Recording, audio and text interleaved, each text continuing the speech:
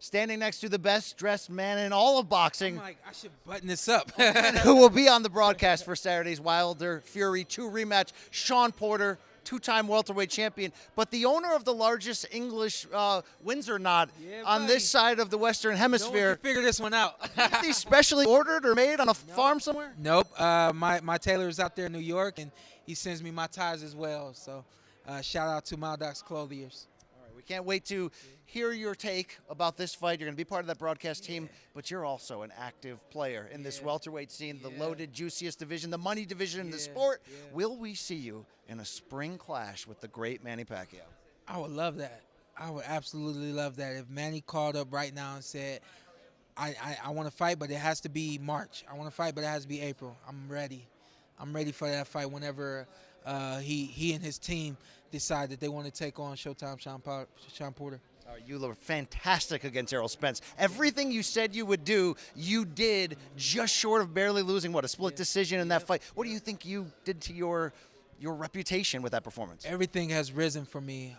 God has provided for me, and it's been an amazing journey to get to this point and to have opportunities like this. I think that what I was able to do in that ring, even without having my hand raised, has provided this kind of opportunity for me to be on a big stage and be in front of everyone and be able to smile and feel good. And, you know, no one's looking at me like I'm a loser, you know. So, I mean, honestly, at the end of the day, let's be honest, it doesn't really matter what other people think. However, you always want people to have the best perception of you that they can. And I think me doing what I was able to do on the 28th against Errol Spence, without beating him, I'm able to, you know, hold my chin up and feel proud of myself. So many people are excited about Wilder Fury II, but I have to think other fighters are, because this is rival networks, rival promoters, rival managers that don't work together, working together. What does the potential success financially of this fight mean to the idea of you fighting the likes of Terence "Bud" Crawford? Anybody. I think right now the boxing world has proven that the boxing world and the business of boxing can move on one drum. I think that Fox and ESPN both are understanding that they can move to the beat of the same drum, and I think that this is going to open up some doors for fights like myself and Terence Crawford, maybe even Errol Spence and Terence Crawford. I mean, there's a number of other fighters that are with Top Rank that can be made with PBC.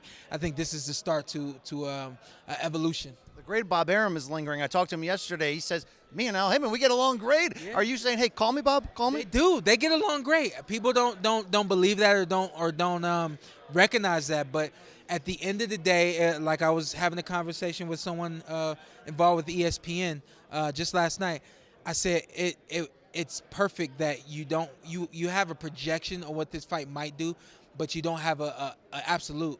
I said if we had an absolute, then everyone would be arguing about the money. Everyone would be arguing about who's getting what. I said we only have a projection, and that's opening up the doors for more possibilities. And I think that's the best thing that could have ever happened for boxing. Right, closing on this, Wilder Fury II Saturday, pay-per-view, biggest fight of the year.